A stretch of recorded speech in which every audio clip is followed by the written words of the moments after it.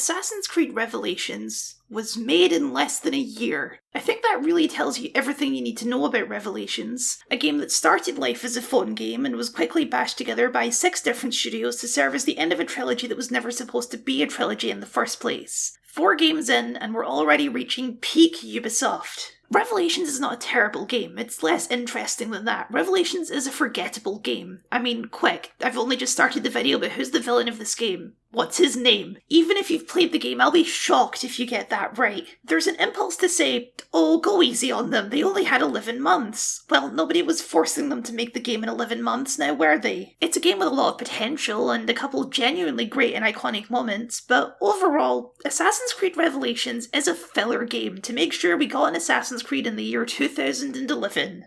Sorry, I guess I'm being mean in this one. Revelations is, in my opinion, one of the least interesting Assassin's Creed games in the entire series, which might be surprising to hear because some people really love this game, and I do get it, but I just can't get there. It's a game that promises so much more than it can actually deliver. It wants to be a satisfying resolution to 3 different characters across 1,000 years of history, and it just does not have the time to do that, let alone expand on the actual game design features of the game. I'm going to nobly resist the obvious joke. The only thing getting old about Revelations is its game design, haha! And trust me, it is very hard to resist because like any game reviewer, I am at my core a snarky bastard. But it's certainly true that Revelations is the point in the series where Assassin's Creed started picking up its reputation for creative stagnation. Normally, I don't like that line of attack. If it ain't broke, don't fix it is a pretty good motto for game design. I think the expectation that every single game in a series has to reinvent the wheel is silly. There's nothing wrong with having more of a good thing. But Revelations does this in a very strange way, carrying over the entire mechanical structure of the previous game while not adapting it to the new setting or tone in any way. The result is mixed. For what it is, it's very impressive that they were able to put Revelations together in just a year, and it probably would have been even more impressive if they were given the time to properly expand on all of their ideas, because unfortunately Revelations is a game where the cut corners are on full display. It's one of the shortest games in the series, including the first game, with about 1/3 of the side content that Brotherhood had. It ironically feels more like an expansive DLC than Brotherhood did, the game which actually started life as a DLC pack. As per usual, I think I'm coming across as more negative than I actually feel. Revelations is genuinely not a bad game, it's just a much messier and less consistent game than the ones that came before, and mostly after. Which, at the very least, should make it interesting to talk about. So, without further ado, let's talk about Assassin's Creed Revelations and how to spin those wheels. We can keep him like this for a few days, maybe a week. Call ahead. Tell him we're on our way. As soon as we're clear. Revelations has, without a doubt, one of the strangest implementations of the modern day in the entire series, and not just because for some reason Desmond has been transformed into Adam Sandler, although that certainly doesn't help. Actually, all of the protagonists have a different face now, which is incredibly distracting, but I guess we just have to deal with it. You may remember that when we last left our boy Des, he was stabbing his girlfriend and falling unconscious, which is sort of the framing device for this game. He's now unconscious and in the Animus because William Miles, his dad and also Q from Star Trek, is under the impression that being in the Animus will enable him to wake up and put his fractured mind back together again. I'm not sure exactly why he thinks that, but hey, I guess it works. Who am I to question John Delancey? Like all the previous games, it starts with a recap, but I cannot imagine anyone starting the series from here and having a good time, because this plot is already a little bit high concept, and it's about to get even more so. Desmond wakes up on some sort of Animus test simulation island, and Subject 16 is here too, now officially called Clay. He explains that even though he's dead, he hacked his consciousness into the Animus, and now he's some sort of computer program memory ghost thing. He's also extremely different to his portrayal in the previous 2 games and is just generally kind of unlikable, which is good. His cryptic messages in the previous games gave him a paranoid schizophrenic nervousness, but this game decides that's not cinematic enough, and it would be more fun if he was the Joker. They can't help you, Desmond. You're a broken man. Your mind, it's broken. Broken. For fun. So did I. Hey! Look at me now! Let's talk, buddy. I don't know how else to describe it. He's just giving such Jared Leto Joker vibes, and it's not endearing at all. I guess technically the Joker is giving Subject 16 vibes, but whatever. The point is I don't like him very much.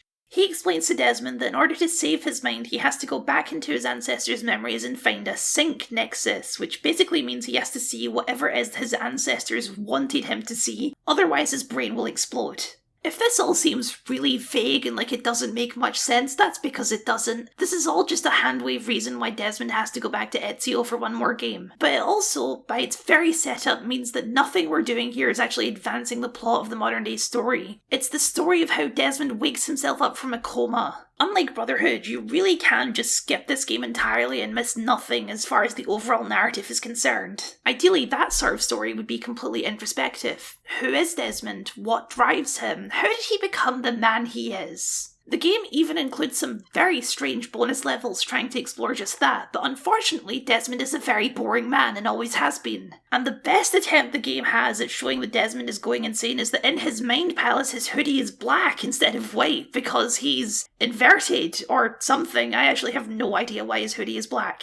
But he doesn't act like a man who's losing his mind. He acts with the same doe-eyed approach he's had to the last 3 games. Just doing what other people tell him to do while seemingly being clueless as to why he's actually doing it. In terms of narrative utility, Revelations is Desmond at his most pointless. That's ultimately not a huge deal because it's such a small part of the game, but, you know, it would be nice if our main character was actually interesting. The game is still squarely Ezio's, and this time the effort was made to not just make Assassin's Creed 2 for the 3rd time. The theme the game is going for, and sometimes manages to hit, is resolution. That probably should have been the name of the game, but I guess that would have been more confusing.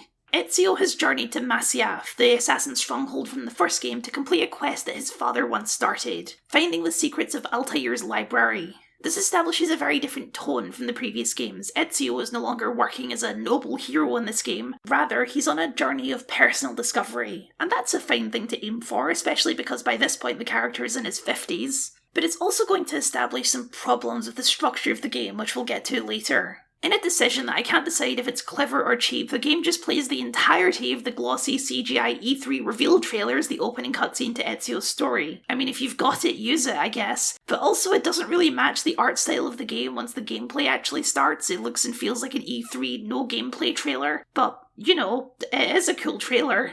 Like with Monteriggioni, there is an interesting resonance in seeing 2 different characters across eras meet in the same location. But Masyaf doesn't quite hold the same nostalgic power as the villa did in Brotherhood, because the villa was something you built up yourself and felt like an actual home, where Masyaf is just the place where some old windbag kept lecturing you about the morality of murder. Still, this is finally addressing one of my biggest complaints with the first game, which is that the ending is terrible and offers absolutely zero resolution to Altair's story.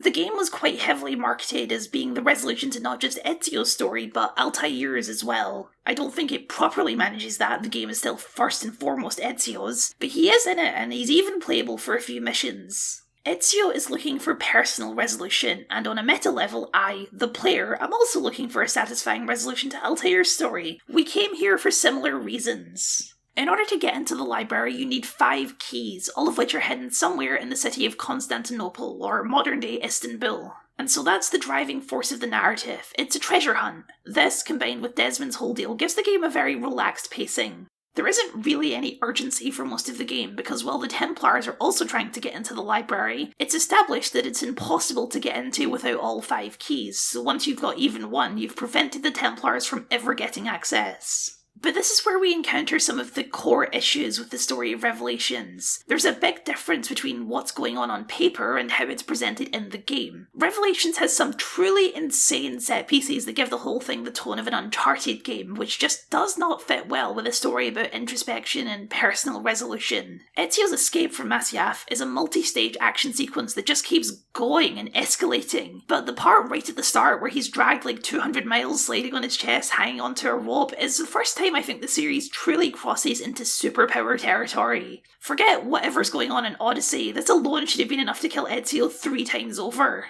This might seem like a weird critique to make against the series, but I think it goes back to a discussion I had about the first game. Accuracy versus authenticity. This is a series where you regularly jump from 20-story buildings and land safely in a bale of hay. I do get that that's equally as ridiculous, but it's the way it's framed in the story. That's a quick thing that's over in a second, and the game's used sound effects and framing to make it feel possible, even if in reality you'd be a puddle in that hay bale. It's not accurate at all, but it feels authentically plausible. You can do all sorts of crazy inhuman things as long as it feels plausible within the world you've set up. Brotherhood likewise had its crazy action set pieces, but they never pushed Ezio beyond the physical capabilities of a human. The crazy machines were doing the heavy lifting. There is no such justification for Ezio being able to hold onto this rope in the snow and ice and gravel, and more than that, pull himself up. His fancy new robe should be nothing but threads, and his chest should look like roast beef. I know Indiana Jones did it, I get the reference, but those movies are aiming for a very different tone than Revelations. The sequence also ends with Ezio getting blown up, falling off a cliff, bouncing several times on the way down, and all of this is enough for him to be slightly too injured to climb until he downs a bottle of medicine. It's in stark contrast to the beginning of Brotherhood, where Ezio passes out from his injuries after taking a single bullet. There's quite a few set pieces like this in the game where Ezio crosses the line into superhuman territory, and honestly, I don't think it would even bother me that much if the game wasn't trying to make a big deal of the fact that Ezio is getting too old for this. That's what the game says, but experientially, Ezio has never been stronger. It's a real show-don't-tell situation. This used to be so easy. Yeah, I don't know, man. You just killed over 100 men and fell off a cliff, still able to kill more. I think you're doing fine. Revelation struggles a lot under the weight of expectation that a sequel has to be bigger, flashier, and more action-packed than its predecessor. Because 4 games in, we're reaching the point where bigger and more action-packed just means crossing the line into full-on fantasy. I think another place where that really shows is the game's underground dungeons, where you find those keys. The underground tombs in the previous games were certainly fantastical, and the ancient mechanisms stretched believability pretty thin, but Revelations crosses the line into fantasy with A, this gigantic dwarven chasm that's apparently directly underneath Constantinople, or B, this insane water counterweight dungeon with these massive concrete blocks on chains that raise and lower the water level that feels like it's right out of a Zelda game. I cannot deny that in the abstract, it's pretty cool, but it's also completely physically impossible, especially considering it's on an island. It breaks the authenticity of the game world in a critical way, and once that's broken, you can't really put it back again. The Animus has always been a useful filter for that sort of thing. When in doubt, blame the Animus. But the game isn't playing with any clever, unreliable narrator-type storytelling here. I think they just thought the chasm looked cool and didn't think about how utterly ridiculous it is to suggest that this chasm, with man-made structures in it, is somehow a secret to the people of modern Istanbul. There is a fine line to walk between rule of cool, which is a defining rule of all game design, and the historical authenticity that the previous entries in the series have tried to strive for, even when incorporating the more magical elements like the Pieces of Eden. Revelations chooses rule of cool every time. Late in the game, you take a detour from Constantinople to the underground city of Cappadocia. There are underground cities in Turkey, but they look like this, big tight networks of man-made tunnels, not underground fantasy cities and big airy caverns like the one seen in this game. From a video game rule of cool perspective, this is obviously much more visually interesting to explore and see, but it basically changes the genre of the whole game.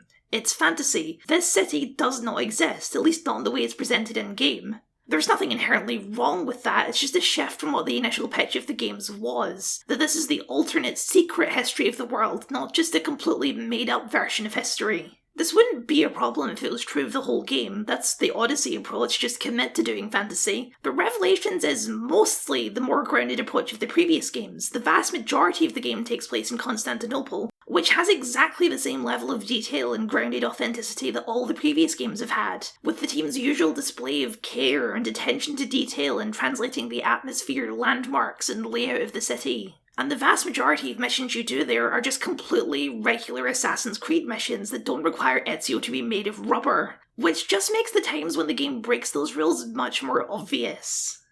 What we're really dancing around here is every game critic's favourite phrase when they want to sound smart: Ludonarrative Dissonance, when the narratives of the systems and gameplay are at odds with the narratives of the script. And Revelations is absolutely full of it. Ezio comes to Constantinople to find some keys, sure, but in terms of the systems the game is built around, he actually came here to liberate it. Revelations borrows the entirety of its open-world systems from Brotherhood. You take down Templar dens in the same way you did in Brotherhood, which allows you to purchase all of the local shops to make a passive income. You also recruit an army of assassin recruits to train up and summon in combat or take out targets for you. These systems in Brotherhood were all about giving the player that feeling of liberation and leading a revolution. Everything you're doing is freeing the city from authoritarian control, and that's a perfectly reasonable feeling for an Assassin's Creed game to go for. But narratively, it's not the story that Revelations is trying to tell. When you first arrive in Constantinople, you meet Yusuf, the leader of the local assassins, and they're doing pretty good, actually. They have a strong presence in the city. In fact, in an inversion to the last game, the Templars are not in power. They were in power, they were in control of the Byzantine Empire, which collapsed about 60 years before the game takes place, and now they've been reduced to basically a roving street gang. Constantinople does not need to be liberated. I mean, the Ottomans aren't perfect angels either, but the prince, later to be one of the most important sultans in history, is one of your friends. Yusuf is smart, competent, and respected by his followers. He doesn't really need your help. And when you do help him, you're only one of several assassins also on the job. Just one with more experience. And yet, helping the assassins fight the Byzantines is the majority of what you do within the gameplay of Revelations. There's a very interesting article about Revelations by Stanislav Kostyuk, where he talks about how cutting features is just as important to the process of game design as adding them. Narratively, Revelations is a game where the assassins are in power, which makes sense in an introspective journey because this game is ultimately the story of Ezio deciding to retire and start a family. Seeing the assassins flourish without him is a way that the character comes to that conclusion that it's okay for him to stop fighting. Mechanically, Revelations is about building up the assassin order from scratch and leading it in armed revolution across the city, because those were the mechanics that Brotherhood was built around, and Revelations takes them all without adapting them to the new setting and story. For example, the shop renovations. In Brotherhood you wanted to do this not just for the money, but because the buildings were in ruins and abandoned, and when you fixed them up, you really felt like you were bringing the city back to life. Constantinople is a city already full of life. It has a totally different atmosphere to Rome and its ancient ruins. It's the peak of modernity, at least for the 1500s, the crossroads of the world. You're not renovating these shops to rebuild the city, you're just buying them as a foreign investor. They're not all ruined and abandoned before you buy them, they're just shuttered. Because them being ruined wouldn't work in the aesthetics of the new setting. It's the same idea with the dens. You don't dramatically set them ablaze, you just light a signal fire. Because the city isn't under oppression, you're just telling the local gang that it's time to run away. It doesn't hold the same narrative weight. This is technically where one of Revelation's gimmick modes comes in, the very strange tower defense mode. When you piss off the Byzantines too much by murdering them or buying shops, which is now tied to your notoriety, they'll launch an attack on one of the dens and you'll need to defend it in this tower defense mode. Frankly, the game mode is pretty undercooked and kind of dull, but it's one of the only side activities in the game where there isn't that dissonance between the narrative and the systems, where it's actually an inversion of Brotherhood and the assassins are the ones defending their territory. The game wants this to be a constant back and forth between the two factions, but the tower defense is the only part of the puzzle where that actually feels consistent across both story and gameplay. In isolation, all of these systems are good and fun systems. They made Brotherhood one of my favourite games in the series. But you can't just take the same systems and slap them into a new game with no alterations, because systems don't exist in isolation. I think this is where the criticisms of creative stagnation really come from. The game feels exactly like Brotherhood, but it also feels more hollow and less meaningful because these systems are not meshing with the new story. They don't have the thematic weight they used to have and thus feel kind of redundant. Why do you need to take the dens from the Templars anyway? Are they exploiting and oppressing the local population? In story, yes, but in terms of what you actually see, the districts under their control are doing just fine without you. Some of the shops are shut, but that's just because nobody has bought those vacant lots yet. There are other non-gameplay related shops open around them and doing just fine. I think the best example of this problem is the assassin recruits. Before launch, Ubisoft talked about how they liked that people felt a personal connection to their recruits in Brotherhood and had added a bunch of systems to encourage that personal connection. Which is true, there's a bunch of special scripted recruitment missions around the map that give these recruits a more solid introduction. And once they've reached the highest level and you've assigned them to a den, they get a couple of special missions to assassinate one of the multiplayer avatars. But they failed and people didn't feel as personally invested in the Revelations recruits because of the way the system is framed within the narrative. In Brotherhood, you're building the assassins from scratch. You feel a sense of personal ownership over your assassins. You build them all up from nothing, and even if they have absolutely no in-game personality or traits whatsoever, they feel like your little trainees. You can start to feel protective of them. In Revelations, you're only recruiting and training these people as a favour. There are a ton of assassins outside of your ownership within the story. This isn't Ezio's branch, nor does he have any intention of taking over. You're basically just a foreign exchange professor. And the attempts to give the recruits more defined personalities just doesn't work, because all of the missions are interchangeable, so all of the recruits have the same personality, and one of 5 potential faces. Becoming the boss was the thematic intention of Brotherhood. The recruit system was in place to enhance that feeling. Revelations opens with Ezio talking about how he's becoming weary of the fight and if their cause is actually making a difference. It's a massive plot point in the game that he specifically doesn't tell Sophia, his love interest, about the assassins because it will put her in danger. And yet, he'll then walk down the street and recruit a random street fighter into the order because they can take a punch well. The system is completely at odds with what the story is trying to communicate. In the story, Ezio is only here looking for keys, and he only gets involved in the local Templar conflict because they have one of the keys he needs. His investment is personal because otherwise he generally trusts Yusuf and his assassins can handle things just fine. Then in gameplay, at least if you're engaging with the side content, he's waging a one-man war against every Templar in Istanbul. Suggesting that the game would be better with less stuff in it is always a risky venture, but when that stuff is detrimental to the story and tone the game is going for, then yeah, sometimes cuts should be made, and Revelations is one of the best examples out there of why.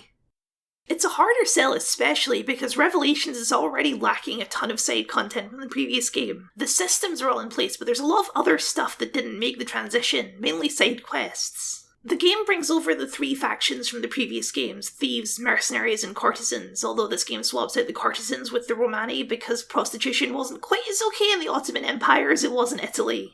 However, the game only has a single quest for each of these factions, which is a significant come down from the entire quest chains that Brotherhood had. And the factions have no meaningful NPCs to give them character. There's no assassination assignments or any bonus missions as interesting or depthful as the repressed memories. It doesn't even have Subject 16's strange conspiracies to uncover. There are some quests to find some hidden books, but they are comically simple and not very rewarding. The most impactful side missions are the assassin recruit missions you get after assigning them to a den, but unfortunately that takes a very long time because you have to level them up first via the same system as the last game where you send them off on missions with timers. This was never an issue in Brotherhood because it was just something you check in on from time to time while doing other stuff. But this time while replaying Revelations, I ran into one of the worst problems you can have when playing a game. I ran out of stuff to do.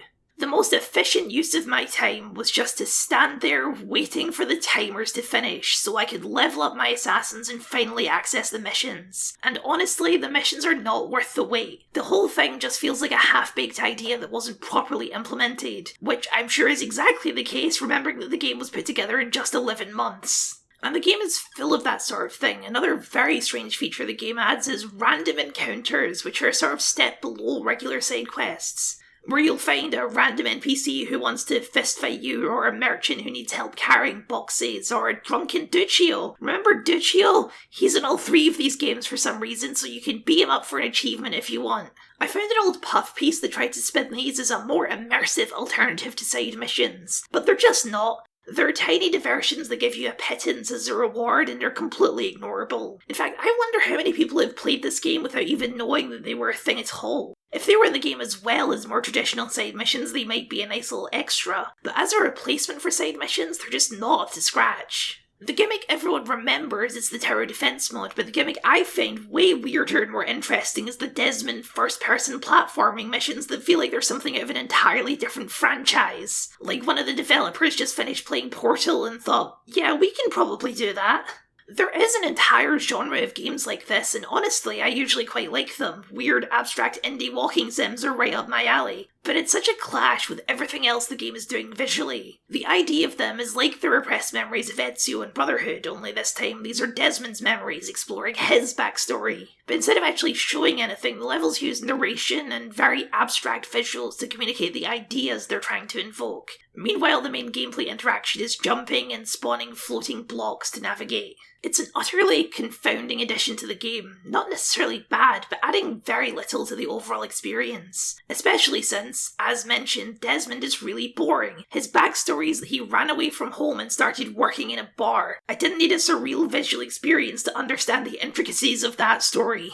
There are other gimmicks too, things meant to enhance the gameplay of Brotherhood that come in the form of a new hook blade, which lets you climb faster, use zip lines, and do a bunch of combat moves that I never ever remember to use. And the big one is bomb crafting. In fact, there's a huge pile of bomb-related side missions that are just tutorials on how to use various different bombs. I like the bomb crafting in theory much more than I like it in practice, because I'm a simple man and all I ever really need is a smoke bomb to do whatever I want to do. And that's a shame, because ingredients for bomb crafting make up the majority of rewards for exploration and looting. It's what's in all the chests. But I'll take that one on the nose as a me problem. One of the most interesting systems the game has, but gives you very few opportunities to put to use, is the two-faction system. Patrolling the streets as regular guards are the Ottoman soldiers, and if you put them in front of any Byzantine soldiers by luring them there, they will start fighting each other. They also both have a slightly different roster of fighters, with the Ottoman Janissaries being the most powerful, so if you pit them against the Byzantines, they're usually going to win.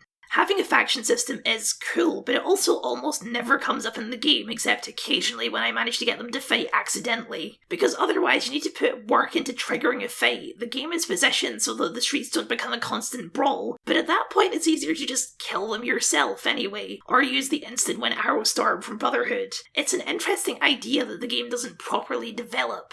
The only conclusion to come to in all this is that the game needed more time in the oven. Lack of meaningful content is a problem that can only be solved by giving the developers more time to add more meaningful content. Stuff to do that fits with the themes and the tone that Revelations is going for, not just borrowed stuff from Brotherhood that doesn't fit.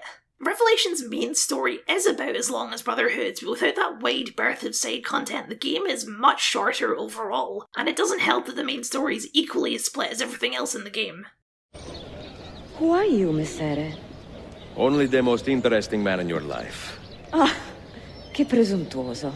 The actual story of Revelations is cleanly split into two halves. One half is the one people remember, Ezio tracking down the keys with the help of Sophia, falling in love and uncovering the story of Altair through the memories he's embedded into each key. The other story is the one nobody remembers, all the Assassin's Creed secret political drama with the Templars. It was this guy, by the way, Prince Ahmet, Suleiman's uncle who looks like live-action Jafar. He's the villain of the game. Who could have seen that twist coming? The political drama in Revelations almost feels like it's just there out of obligation, because Secret Templars controlling things from behind the scenes is the setup of the entire series. But it's not really what Revelations wants to be about. In fact, it takes about 5 chapters of 9 before the game even introduces a solid villain, and he's a red herring who only appears in like 3 missions. The low-stakes, slow-paced key hunt love affair is clearly the story the game actually wants to tell, but this is still an action-focused Assassin's Creed game, so that functionally can't be the only thing you do in the game. You need some people to assassinate. For the majority of the game, the 2 plot threads feel entirely disconnected until the very end when Ahmet kidnaps Sophia to get the keys from Ezio, thus folding Sophia into the Templar drama side of the story, which does make sense, and makes the stakes of that side of the story more personal to Ezio, but until that happens, the Templar side of the story is the most underdeveloped in the entire series so far. Ahmet is conspiring to become the next Sultan, a position he doesn't even need to conspire for because the current Sultan has already named him its successor because his brother is a warmongering madman. But then, in the end, off-screen, warmongering brother is named the new Sultan anyway and throws Ahmet off a cliff. It's a total narrative cul-de-sac that Ezio doesn't really have any impact on at all, which is sort of thematically relevant to the end of the game, but also not very satisfying to watch unfold, because Ahmet isn't an evil or imposing enough villain to find his comeuppance cathartic. Because I'm me, I like the love story. It's not the best I've ever seen in a game, but it's nice and I think it unfolds at a believably slow pace. It starts with Ezio being a casual flirt that he is, but as it goes on his attitude believably shifts into genuine interest and affection. A framing device the game employs is that each chapter starts with Ezio writing a letter back to his sister, and as the story goes on, more and more of the letters become about Sophia and how much Ezio likes her, or is concerned about her safety, or his reluctance to bring her into his world. It showcases his changes in priorities as the story progresses and sets up better than anything else the ending where he throws down his arms and retires. A weird function of the way Assassin's Creed frames its story through the genetic memory of the Animus is that you can only see those memories up until the point that those genes are passed on. Assassin's Creed 2 actually visually demonstrated this in Altair's cameo. He has some love times with his wife, and then the camera stays with her as Altair leaves, because a child has just been conceived, the lineage that will eventually lead down to Desmond. So what Altair does after that point is no longer a part of those genetic memories.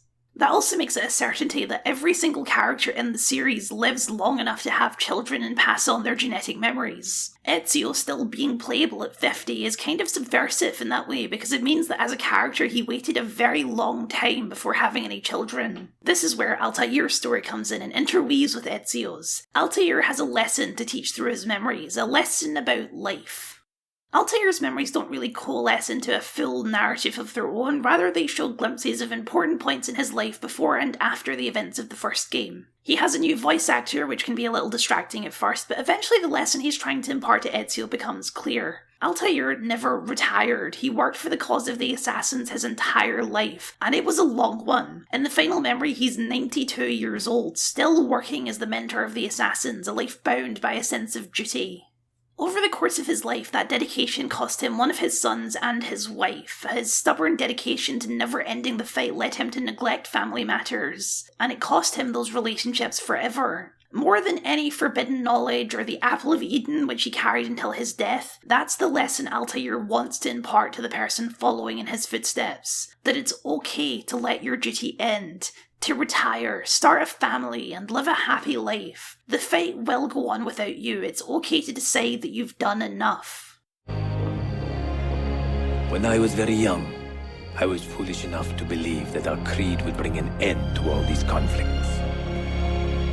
If only I possessed the humility to say to myself, I have seen enough for one life. I have done my part.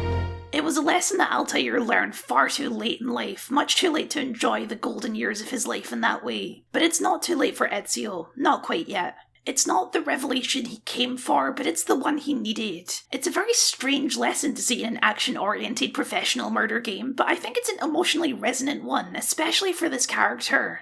Despite all my problems with the tonal inconsistencies and weird pacing of the game, Ezio's final scene is still one of the best moments in the trilogy. Finding Altair's final resting place and deciding then and there that he won't follow the same path. He speaks out to Desmond, but really to the player, and announces that he's done. We've watched his whole life until now, but from this point forward, nothing very cinematic is going to happen anymore. He's just going to go home, start a family, and live a boring suburban life.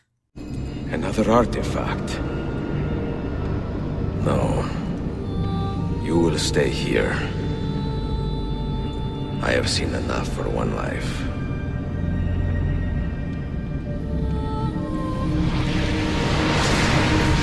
Desmond? He's talking to me? I heard your name once before, Desmond. A long time ago. And now it lingers in my mind, like an image from an old dream. I do not know where you are, or by what means you can hear me. But I know you are listening.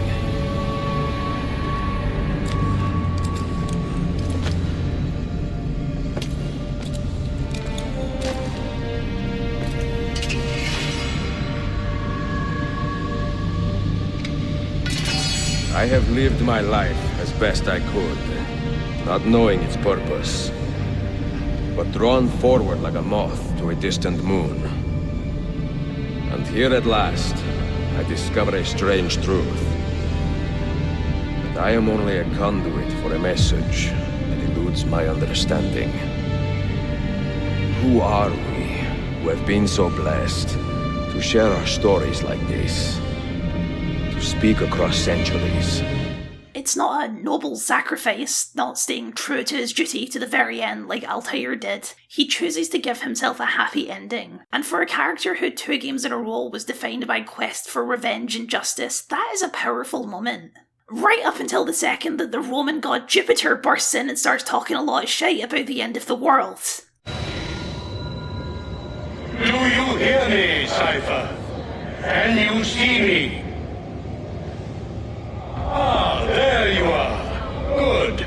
Because yeah, at the end of the day, Ezio, the guy we spend 90% of the game with, isn't our main character. Our main character is Desmond, and he has a sun apocalypse to prevent, damn it. So right after that emotional conclusion to a character's 3-decade-long story, we get a glossy CGI cinematic showing a woman and her baby dying in the sun apocalypse to really raise the stakes for Assassin's Creed 3. This message from Jupiter is apparently the Sync Nexus, even though it doesn't actually tell Desmond or the player anything that they don't already know. It just gets a little more specific about exactly where he needs to go in order to prevent the sun apocalypse, which is just set up for the next game with nothing to do with this one. And you might notice that it's kind of the exact opposite of the lesson that Ezio just took away from this journey. Desmond can't retire and live a normal life. He has to embrace becoming an assassin and fight to save the world, otherwise we're all going to fall in slow motion into a big crevasse of lava. The two characters are on inverted journeys, which leaves the conclusion of the game kind of a mess. And that would be okay if we then cut back to Ezio for an epilogue.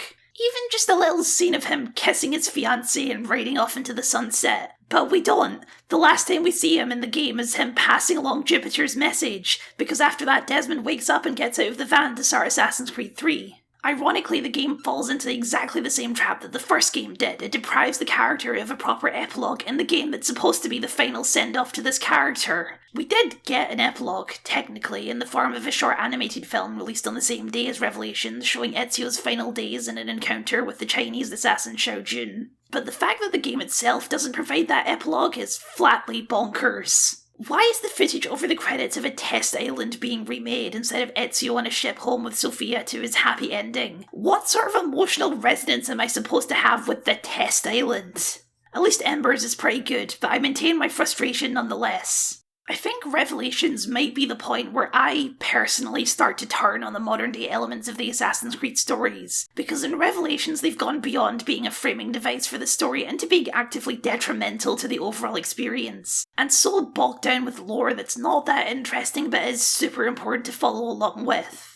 That's why it's completely insane to me that instead of doing an epilogue DLC for Revelations like the Da Vinci Disappearance was for Brotherhood, the only DLC we got for Revelations was a second round of weird first-person platforming with their old pal Clay.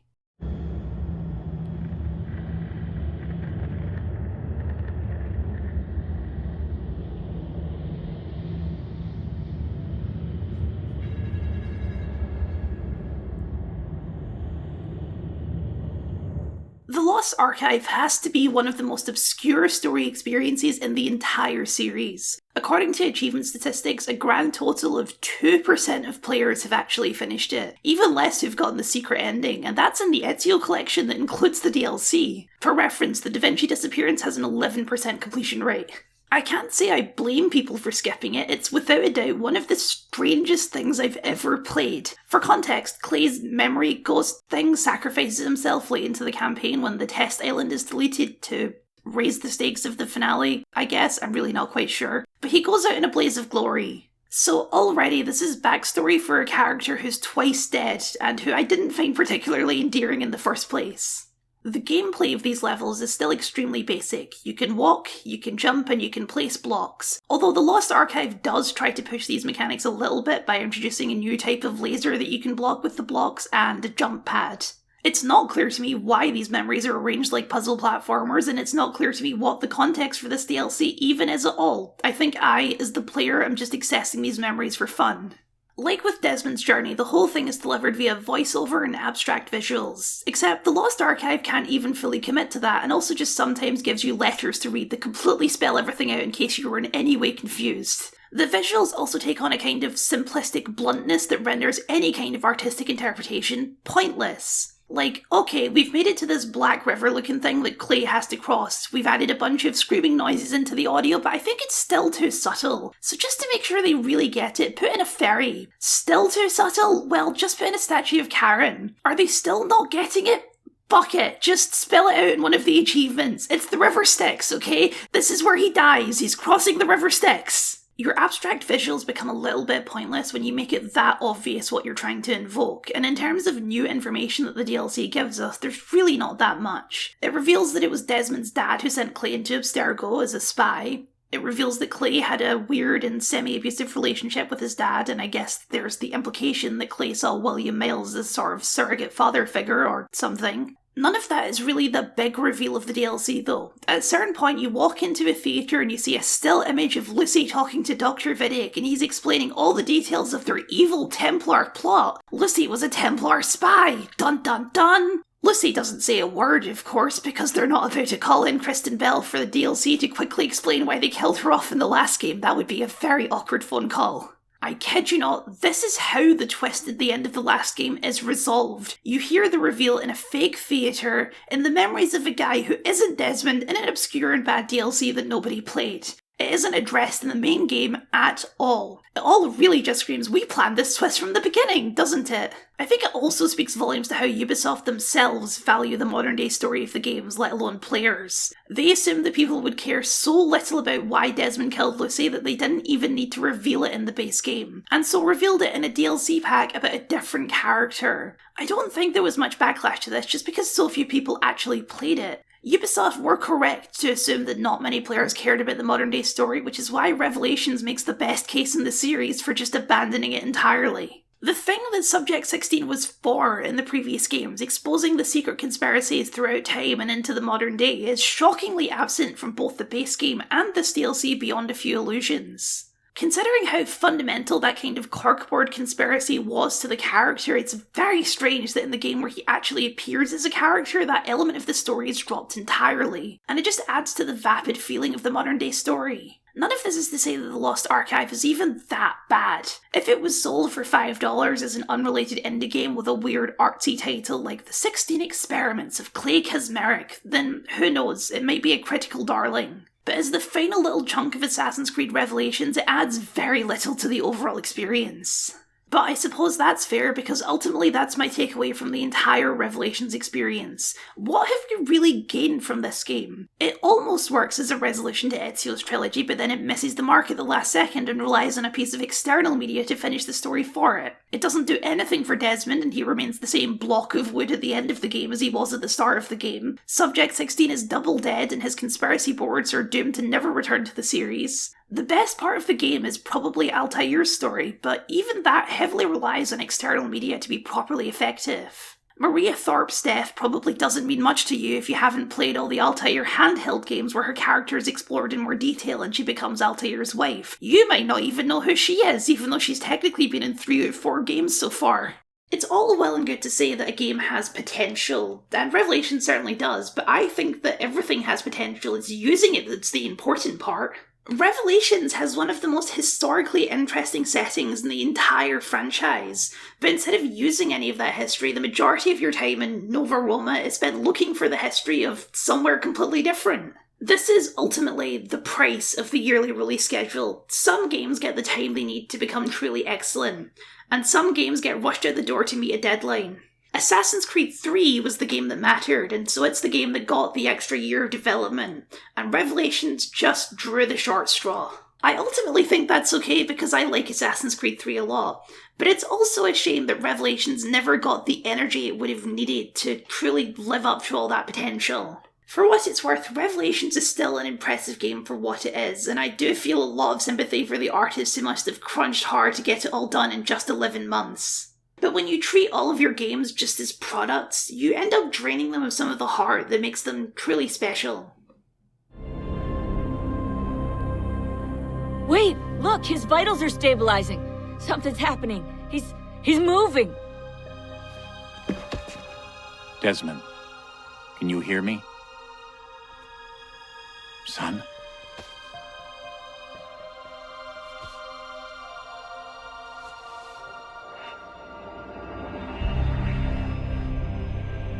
I know what we need to do.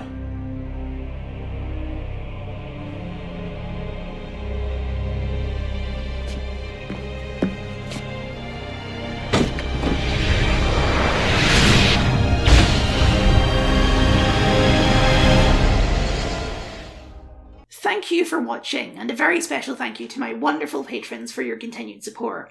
Especially Kelly, who just joined at my $20 tier. Thank you so much. You're an absolute legend. I'm immensely grateful for your support. If you'd like to see your name up here and join Kelly and the legends like her, then please consider signing up. It would mean a lot to me, as well as a like, comment, share, subscribe, and bell. To see the entire Assassin's Creed Retrospective series, you can click up here, or if you want to see me slowly lose my mind over a cute anime girl, then you can click down here. Both equally normal options.